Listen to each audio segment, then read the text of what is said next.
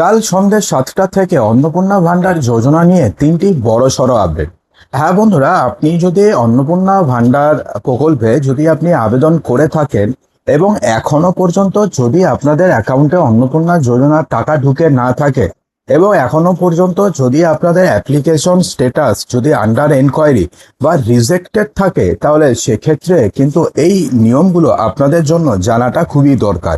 তার কারণ এমন অনেকে রয়েছে যারা কিন্তু অগাস্ট মাসে টাকা পাবেন না। এছাড়া অগাস্ট মাসে কবে টাকা দেওয়া হবে সে ব্যাপারেও কিন্তু পরিষ্কারভাবে গাইডলাইন্স দেওয়া হয়েছে। তো কি বলা হয়েছে চলুন জেনে নিই। তবে তার পূর্বে একটা ছোট্ট রিকোয়েস্ট, আপনাদের মধ্যে যারা যারা ভিডিওটি দেখছেন অবশ্যই লাইক করে দেবেন এবং ভিডিওটিকে অবশ্যই বন্ধুদের মাঝে প্রচুর শেয়ার করবেন। দেখুন, আর মাত্র কয়েকদিনের অপেক্ষা, অগাস্ট মাস পড়লেই ব্যাংক অ্যাকাউন্টে ঢুকে যাবে অন্নপূর্ণা ভান্ডারের 3,000 টাকা। এবার যদি আপনি প্রশ্ন করেন যে অগাস্ট মাসের কত তারিখে এই টাকা ঢুকবে, সেক্ষেত্রে আপনাদের বলতে পারি যে অগাস্ট মাসের 1 তারিখ থেকে 4 তারিখের মধ্যে আপনাদের অ্যাকাউন্টে তৃতীয় কিস্তির টাকা ঢুকে যাবে। অর্থাৎ ম্যাক্সিমাম 4 থেকে 5 তারিখের মধ্যে আপনাদের অ্যাকাউন্টে তৃতীয় কিস্তির টাকা ঢুকে যাবে। জুন এবং জুলাই মাসের পরে অগাস্ট মাসেও তৃতীয় কিস্তি বন্টন করবে পশ্চিমবঙ্গ সরকার। সরকারি স্তরে শেষ মুহূর্তের ভেরিফিকেশন এবং অন্যান্য প্রক্রিয়া চলছে। অন্যদিকে আবেদনকারীরা অধিক আগ্রহে অপেক্ষা করছেন। অনেকের মতে এখন একটা প্রশ্ন যে আদৌ ঢুকবে তো অন্নপূর্ণা ভান্ডারের 3,000 টাকা। দেখুন, বর্তমানে রাজ্য জুড়ে আবেদনকারীর বাড়ি বাড়ি গিয়ে যাচাই প্রক্রিয়া চলছে। প্রশাসনিক সূত্রে খবর যে মূলত অঙ্গনওয়াড়ি কর্মীরা এই ভেরিফিকেশন করছেন এবং আপনি ফর্মে যা তথ্য দিয়েছিলেন সেই তথ্যের সাথে আপনি যে প্রকৃত যে তথ্য রয়েছে সেটা কি ম্যাচ করছে কি করছে না, সেটা মেনলি সেটাই খতিয়ে দেখা হচ্ছে। প্রশাসনিক সূত্রে খবর, যারা এই প্রকল্পের জন্য আবেদন করেছেন কিন্তু এখনো পর্যন্ত কোনো অন্নপূর্ণা যোজনার টাকা পাননি, তাদের আবেদনপত্র আরও পুঙ্খানুপুঙ্খভাবে যাচাই করতে, নথি খতিয়ে দেখতে বাড়ি বাড়ি পৌঁছে গিয়েছেন অঙ্গনওয়াড়ি কর্মীরা। ঠিক আছে, সরকারি সূত্র বলছে যে অন্নপূর্ণা যোজনার যাদের স্ট্যাটাসে বর্তমানে আন্ডার প্রসেস অথবা আন্ডার এনকোয়ারি অথবা রিজেক্টেড দেখাচ্ছে, তাদের অনেকের নথি ফের যাচাই করা হচ্ছে। কারণ নথি যাচাই না করে নথি যাচাই না করে কারোর আবেদন রিজেক্ট করে দেওয়া হবে না। অর্থাৎ সেক্ষেত্রে আপনাদের আবেদন যদি রিজেক্ট করতে হয়, তার জন্য আপনাদের প্রথমে বাড়িতে লোক এসে ভেরিফিকেশন করবে। ভেরিফিকেশন করার পরে দেখবে যে সমস্ত কিছু ঠিকঠাক আছে নাকি। তারপর যদি দেখে না আপনি যা ফর্মে তথ্য দিয়েছেন সেই তথ্যের সাথে আপনার যা মেইন তথ্য দুটো মিল খাচ্ছে না, তাহলে সেক্ষেত্রে পরবর্তীকালে আপনি টাকা পেলেন না, সেটা আলাদা ব্যাপার। কিন্তু ভেরিফিকেশন ছাড়া আপনাদের নাম কিন্তু কোনোভাবে বাদ দেওয়া হবে না। ঠিক আছে, যদি সবকিছু ঠিক থাকে তবে আবেদনকারীর স্ট্যাটাস আপডেট হয়ে যাবে। স্ট্যাটাস যদি আপনাদের ভেরিফাইড দেখায় তাহলে সেক্ষেত্রে আপনাদের অ্যাকাউন্টে অগাস্ট মাসের টাকা ঢুকে যাবে। সেক্ষেত্রে আপনাদের চিন্তা করার কোনো কারণ নেই। দেখুন, কারা কারা অন্নপূর্ণা যোজনার 3,000 টাকা পাবেন না। যাচাই প্রক্রিয়া শেষে যারা নির্ধারিত যোগ্যতার মানদণ্ড পূরণ করতে পারবেন না বা যাদের নথিতে ভুল থাকবে, তারা কিন্তু অগাস্ট মাসের তৃতীয় কিস্তির এই যে 3,000 টাকা রয়েছে, এই 3,000 টাকা থেকে বঞ্চিত হবে। যদি ভেরিফিকেশন হয়ে আসে আপনাদের, তারপরেও 7-10 দিন 15 দিন পরে আপনারা স্ট্যাটাস দেখছেন যে সেটা রিজেক্টেডই দেখাচ্ছে, সেটা আন্ডার এনকোয়ারি দেখাচ্ছে, অথবা সেটা কিছুই চেঞ্জ হয়নি, তাহলে সেক্ষেত্রে কিন্তু আপনাদের মোটামুটি ধরে নিতে হবে যে আপনি অন্নপূর্ণা ভান্ডারে টাকা পাওয়ার যে একটা মিনিমাম যে ক্রাইটেরিয়া সেটাকে আপনি পার করতে পারেননি। অর্থাৎ সেক্ষেত্রে অগাস্ট মাস কেন, অগাস্ট, সেপ্টেম্বর, অক্টোবর, নভেম্বর কোনো মাসে আপনাদের অ্যাকাউন্টে টাকা ঢুকবে না। ঠিক আছে, তাহলে বুঝতে হবে যে আপনি মানদণ্ড পৌঁছাতে পারেননি।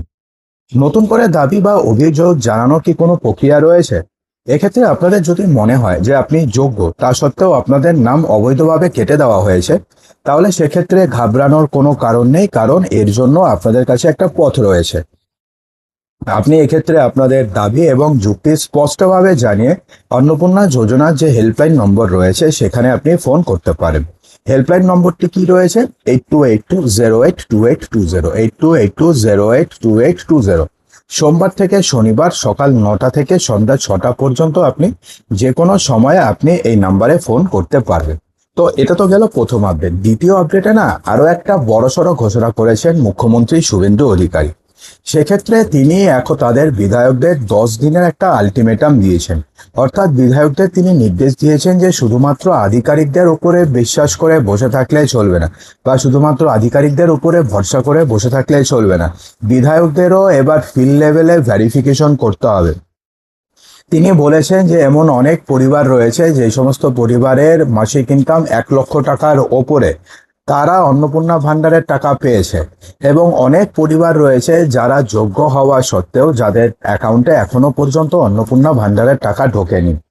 সেই কারণে এই সমস্ত অযোগ্য যাদের ফ্যামিলি ইনকাম 1 লক্ষ টাকার ওপরে, এই সমস্ত অযোগ্য ব্যক্তিদের খুঁজে বার করতে হবে, এবং যারা অলরেডি যারা সত্যি সত্যি টাকা পাওয়ার যোগ্য তাদের নাম ইনক্লুড করতে হবে। দেখুন, এক্ষেত্রে কিন্তু এই কথাটা মোটামুটি ক্লিয়ার হয়ে গেল যে কারোর পরিবারের যদি মাসিক ইনকাম 1 লক্ষ টাকার উপরে হয়, তাহলে সেই সমস্ত পরিবার কিন্তু বর্তমানে, অর্থাৎ এই মুহূর্তে অন্নপূর্ণা ভাণ্ডারে 3,000 টাকা পাবেন না।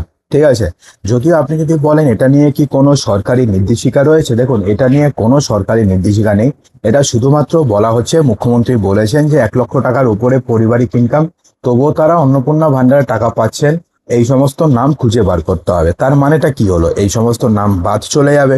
কিন্তু যেটা যখন নোটিফিকেশন বেরিয়েছিল তখন যেই ক্রাইটেরিয়া দেওয়া হয়েছিল, সেখানে কিন্তু শুধুমাত্র বলা হয়েছিল যে যারা চাকরি করে, যারা ইনকাম ট্যাক্স দেয়, অথবা যাদের নামে জিএসটি ফাইল রয়েছে, যারা পেনশন পায়, এই 4 ধরনের মহিলা ছাড়া বাকি সবাই এই প্রকল্পের টাকা পাবেন।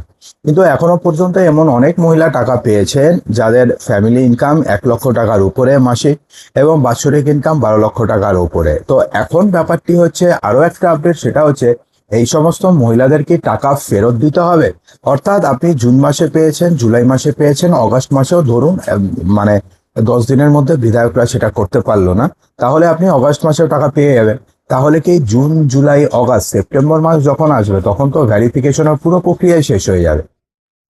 তখন কি তাহলে আপনাদের এই টাকাটিকে ফেরত দিতে হবে? এটা নিয়েও কিন্তু একটা বিস্তর প্রশ্ন রয়েছে, এবং এটা নিয়ে হ্যাঁও বলা যাচ্ছে না, এটা নিয়ে আবার নাও বলা যাচ্ছে না।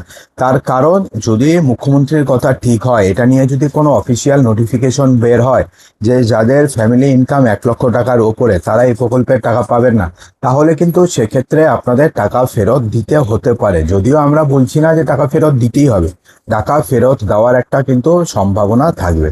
তো আশা করবো যে ভিডিওটিতে সমস্ত কিছু বলতে পেরেছি। ভালো লাগলে লাইক করবেন, শেয়ার করবেন, চ্যানেলটিকে সাবস্ক্রাইব অবশ্যই করবেন।